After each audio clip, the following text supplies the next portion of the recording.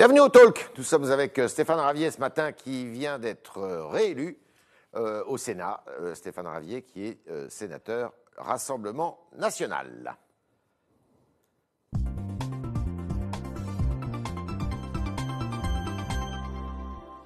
Alors, vous êtes réélu, les sondages ne sont pas mauvais pour Marine Le Pen, on peut le dire.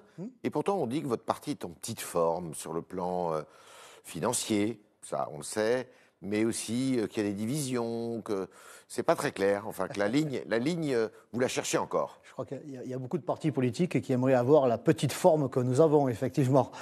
Écoutez, il y a au sein du mouvement des débats, il y a une animation C'est quoi politique. Le débat Ce matin, dans le Figaro, il y a un grand papier sur Louis Alliot, le maire de Perpignan. On dit que Louis Alliot prend de plus en plus de place. On pensait qu'il s'était éloigné du Rassemblement National, mais finalement, il est toujours dedans et qu'il pourrait même peut-être en devenir un des éléments centraux.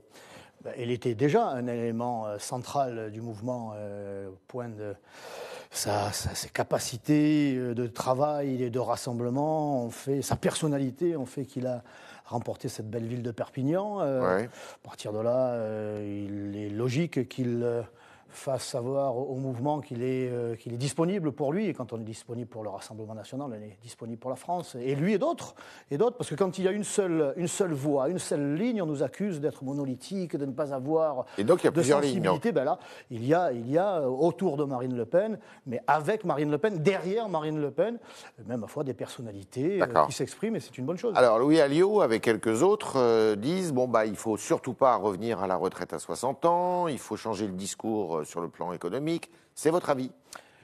Il y a un débat, il y a des avis qui divergent. Je crois que maintenant, de toute façon, on est obligé de travailler plus de 40, 42 ans. Ouais. Vous entrez dans la vie active pas avant 22, 23 ans. Donc, de fait, la retraite, vous ne l'obtenez, vous ne pouvez la prendre qu'à partir de 62, 63 ans.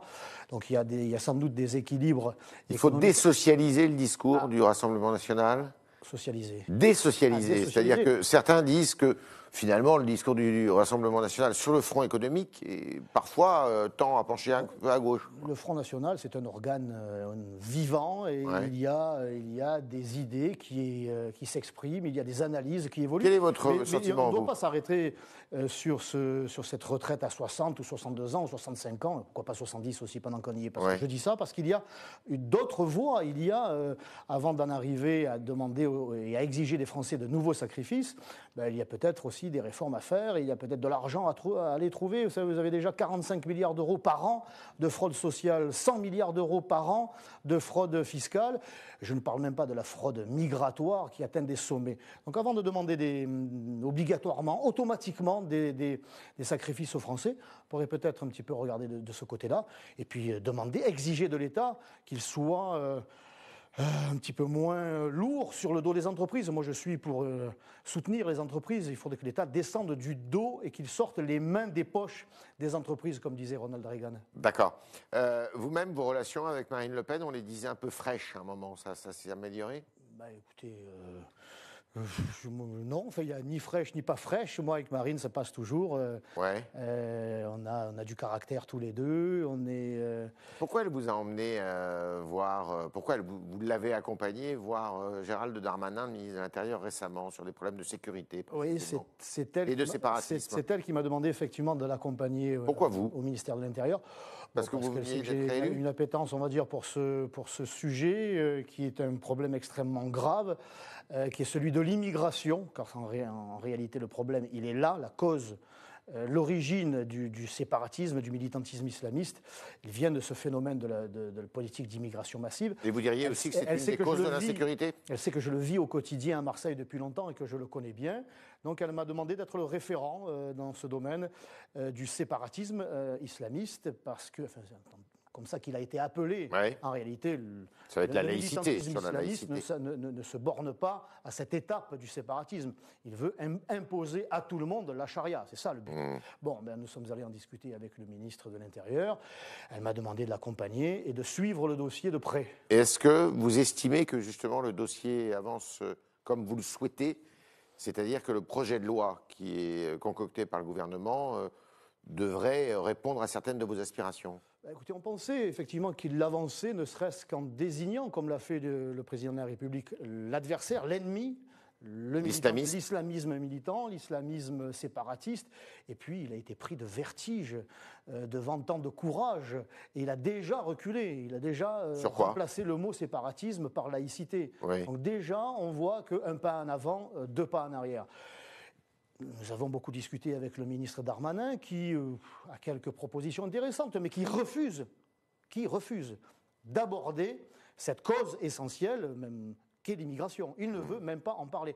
Je n'ai pas entendu parler de l'expulsion des fichiers S, je n'ai pas entendu parler de la déchéance de leur nationalité française de ceux qui sont binationaux lorsqu'ils sont djihadistes. Je n'ai pas entendu parler de cette école de l'islamisme que sont les prisons. Donc il y a quand même beaucoup de trous dans la raquette. Et nous sommes là pour les combler et améliorer ce qui a été proposé. Vous parlez de l'immigration. Est-ce que vous mettez aussi sur le compte de l'immigration une part de l'insécurité en France ? Écoutez, il faudrait être aveugle pour ne pas le voir. Même, il y a déjà 20% des détenus dans les prisons françaises qui sont étrangers. Et on ne compte pas les binationaux. Bon, donc la réalité, elle est là. Et puis, on voit bien que ce qui se passe dans nos banlieues, pas que dans nos banlieues, y compris dans certaines villes, voire villages, c'est une haine de la France qui s'exprime, au-delà de la haine anti-flic. Frédéric Pechnar, qui est proche de Nicolas Sarkozy, qui est au Parti des Républicains, dit les policiers, quand ils sont attaqués, comme récemment à Champigny-sur-Marne, dans leur commissariat en plus, ils doivent réagir, ils doivent répliquer. Vous êtes d'accord avec ça ? Mais comment il réplique ? Je suis d'autant plus d'accord que j'ai fait il y a plusieurs mois déjà une proposition de loi au Sénat visant à instaurer une présomption de légitime défense pour les policiers. Aujourd'hui, un policier qui sort son arme, il sait très bien qu'il va devoir faire un rapport, qui ne va pas être soutenu par sa hiérarchie. S'il l'utilise, c'est la campagne médiatique, et s'il l'utilise directement sur les crapules, c'est le tribunal tout court. Ouais. Donc le policier n'est pas soutenu par sa hiérarchie, donc il faut qu'il le soit déjà, il faut qu'il soit réarmé moralement, en plus de l'être, je dirais, professionnellement. Donc ce que propose M. Pechnar, je n'ai pas attendu cette proposition pour m'engager et pour protéger les policiers, pour qu'ils puissent se défendre et défendre les Français. Alors, demain, le président de la République doit s'exprimer, il doit s'exprimer sur la crise sanitaire que nous traversons. Est-ce que cette crise sanitaire, eh bien, vous estimez que le gouvernement la gère correctement aujourd'hui ? Je crois que je suis même assez convaincu que ce gouvernement aura été en dessous de tout depuis le début de la crise, par son impréparation, par son incompétence, par ses mensonges. Ouais. Et je crois qu'aujourd'hui, nous avons affaire à un ministre de la Santé, M. Véran, et le président de la République, qui sont dans une démarche de père fouettard, on ferme. Je crois qu'ils sont plus dans une démarche de se protéger eux-mêmes que de protéger les Français. Monsieur Véran a déjà quelques plaintes sur le dos de la part de médecins et qui pourraient le conduire devant la Cour de justice de la République. Donc aujourd'hui, dès qu'il y a un danger pour lui, il ferme. Comme il l'a fait à Marseille, il a annoncé la fermeture des restaurants il y a quelques semaines, alors que ce n'était pas prévu. Donc on sent qu'il est dans l'impréparation, qu'il est dans la réaction. C'était Marseille qui était visé que dans l'anticipation. C'était Marseille qui était visé. Vous estimez que vous avez été discriminé ? Vous estimez que vous avez été Marseille a été maltraité ? A été la première ville à la sortie de l'été à subir l'incompétence de M. Véran. Mais c'est peut-être parce que les élus locaux n'ont pas aussi, pendant l'été, été suffisamment vigilants. C'est sans doute, assurément même, parce que M. Véran ne les a pas consultés. On sait qu'il a déjà un problème avec le professeur Raoult. Bon, qu'il ne l'aime pas, mais vraiment pas. Alors peut-être a-t-il décidé d'en faire payer, Marseille, de punir les Marseillais, alors que ça ne correspondait pas. Comme ça que vous l'avez vu. C'est comme ça qu'on le vit, puisque la réalité est tout à fait différente. Lorsqu'il a annoncé la fermeture des restaurants et des bars il y a 15 jours, 3 semaines, moi j'ai consulté un professeur de médecine d'un grand hôpital marseillais qui m'a dit « mais on ne comprend pas, s'il avait annoncé la semaine dernière, ça se comprenait. Cette semaine, il y a des départs, il y a des sorties de réanimation. » Donc il est complètement en décalage, ce ministre. Il en devient dangereux, et il en devient dangereux sur le plan économique. C'est un assassinat économique qui vient s'ajouter, ou une crise économique qui vient s'ajouter à la crise sanitaire. Vous estimez qu'on en fait trop sur le front sanitaire au détriment de la vie économique du pays ?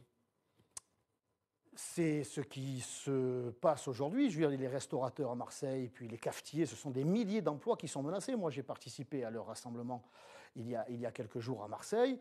Ils sont en pleine détresse et face à un ministre qui ne les écoute pas. Ce sont des milliers d'emplois à Marseille qui sont menacés et que nous sommes déjà en train de perdre parce que le gouvernement n'aura tiré aucun enseignement de la crise du mois de mars, car il n'a investi en rien dans le domaine médical. Il n'y a pas un seul lit supplémentaire ouvert à l'assistance publique et les hôpitaux de Marseille. Il n'y a pas un personnel soignant de plus. Je dirais même, il n'y en a pas de personnel soignant supplémentaire, tellement pas que bon nombre d'infirmières démissionnent. Elles n'en peuvent plus. Les promesses du mois de mars n'ont pas été tenues. Donc, en bout de chaîne, qui va être sanctionné par le président de la République mercredi soir ? Ce sont les Français, parce qu'il va annoncer des fermetures, c'est évident. S'il y a couvre-feu, vous trouvez que c'est tout à fait injustifié, disproportionné par rapport à la situation ? En tout cas, c'est économiquement mortel. Ouais. Si on ajoute à cette crise sanitaire une crise économique, cela va entraîner une crise sanitaire de plus, parce que l'on ne va toujours pas investir dans l'assistance publique et dans les hôpitaux. Il ne faut pas fermer les bistrots, il faut ouvrir les lits dans les hôpitaux. C'est là qu'il faut agir. En amont, il faut anticiper. Or, ce gouvernement est toujours en retard. Il ne tire aucun enseignement de ses échecs. Et, encore une fois, en bout de chaîne, et à bout d'arguments, eh bien, il ferme, ou alors il rouvre, puis il ferme, puis il rouvre. Il y a trop de tâtonnements. Ça n'est pas très cohérent. Trop de tâtonnements. Pardon ? Trop de tâtonnements. Trop de tâtonnements parce qu'on est encore dans le déni. Encore Mme Sibeth Ndiaye il y a quelques semaines qui estimait Elle n'est plus au gouvernement quand même. Oui, mais moi j'ai encore entendu une députée hier de La République En Marche qui tient à peu près le même discours. Si l'on en est là, c'est parce que les Français, décidément, ne sont pas sérieux, parce que les Français n'ont pas compris l'importance, n'ont pas saisi l'importance du problème. C'est jamais de la faute du gouvernement, c'est toujours la faute des Français.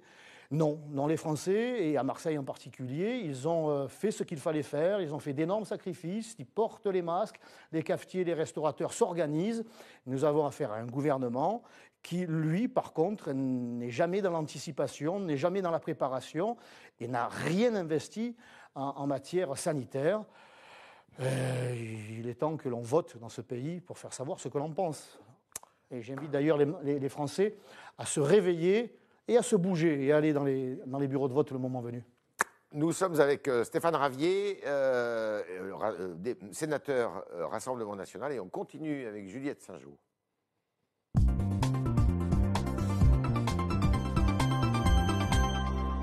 On continue avec vos questions, chers internautes, mais une petite question que je voudrais vous poser avant. On parle de Thierry Mariani pour représenter les couleurs du Rassemblement National aux élections régionales. Ça vous convient ? On en parle. Dans le Sud, on en parle. C'est un sudiste, il connaît bien le Vaucluse et il connaît bien la région Provence-Alpes-Côte d'Azur. Il a votre faveur ? Je m'entends très bien avec lui. Il a une vraie expérience locale, régionale, de maire, de député, de ministre. Même s'il ne vient pas du Rassemblement National à l'origine, il vient des Républicains. Vous l'avez entendu, Rassemblement National. Donc nous sommes dans une démarche de rassemblement. Donc il a votre faveur ? Je m'entends très bien avec Thierry Mariani, ce serait un très bon candidat, mais c'est à lui à se prononcer en même temps que la Commission nationale d'investiture. Juliette. Alors, on a une première question de Myriam. Alors, elle nous dit « Les fusillades dues à la drogue sont devenues monnaie courante à Marseille. Êtes-vous favorable à la légalisation du cannabis pour régler une partie du trafic de drogue ?» Il y a un autre fléau à Marseille aussi, c'est le vol des voitures. On pourrait aussi légaliser le vol des voitures. On appellerait ça un emprunt à long terme. Ce n'est pas en cassant le thermomètre que vous réussirez à faire baisser la fièvre. Il ne faut pas légaliser le trafic de drogue, parce que dans le trafic de drogue, il y a drogue, et les Français, les Marseillais en particulier, continueront à en consommer et à se ruiner la santé. C'est les médecins, moi, que j'écoute, et pas les politiques qui ont manifestement capitulé, parce que c'est ça le problème. Ils capitulent, c'est trop compliqué, donc on va légaliser. En réalité, il y a les moyens. Les moyens, il faut les donner à la police, qui connaît les trafics sur le bout des doigts. Moi, j'ai passé une journée avec un équipage, on est allé dans toutes les cités de la drogue d'une partie des quartiers nord de Marseille, et ils m'ont dit, voyez, là, il y avait le chouf, là, il y a le dealer, là, il y a la nourrice, là, il y a le point de deal. Ils les connaissent tous seulement une fois qu'ils les ont arrêtés. Et ils les arrêtent assez facilement, malgré le peu de moyens qu'on leur accorde. Mais derrière, ça ne suit pas. Derrière, il n'y a pas de condamnation. Ouais, c'est pas la police, c'est la justice. Alors. Il faut donner quand même les moyens à la police. Il faut leur donner les moyens moraux, voilà, qui se sentent soutenus par leur hiérarchie, les moyens financiers, il faut quand même qu'ils puissent travailler dans de bonnes conditions, matérielles. J'ai rencontré un responsable d'un syndicat des nuiteux, ceux qui travaillent la nuit. Ils touchent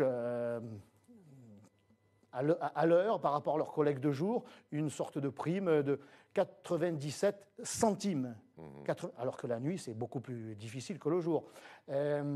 Comment être motivé dans ces conditions? Mais ils le sont, les policiers le sont, ils font leur boulot, mais derrière, il n'y a pas de condamnation. Ou lorsqu'elles sont prononcées, parce qu'il y en a quand même, eh bien, il n'y a pas de place en prison. Et quand les délinquants sont étrangers, ils ne sont pas expulsés.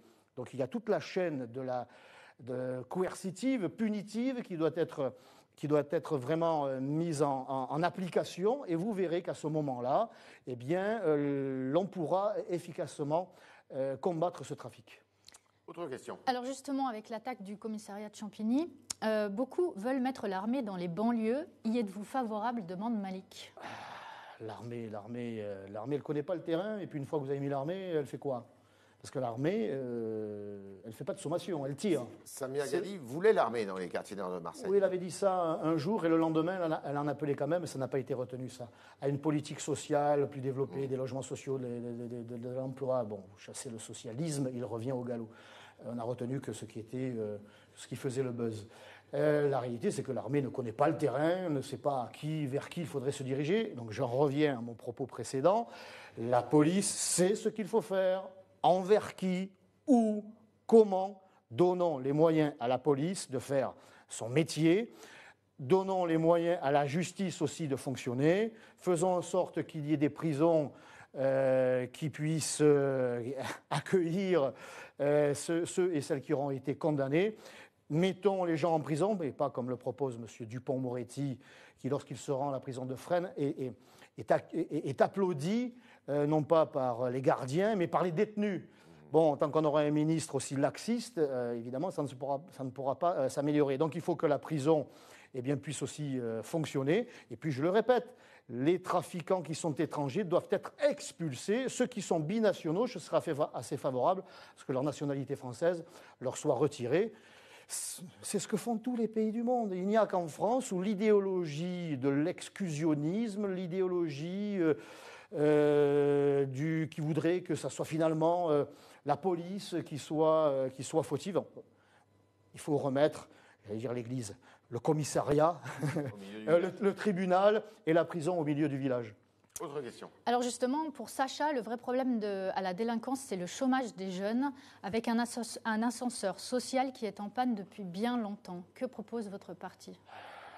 C'est à cause du chômage qu'il y aurait de la délinquance. Il n'y aurait donc pas de choix entre soit on a un emploi, soit on est un délinquant. Je vous dirais que les deux départements les plus pauvres de France, c'est le Cantal et la Creuse.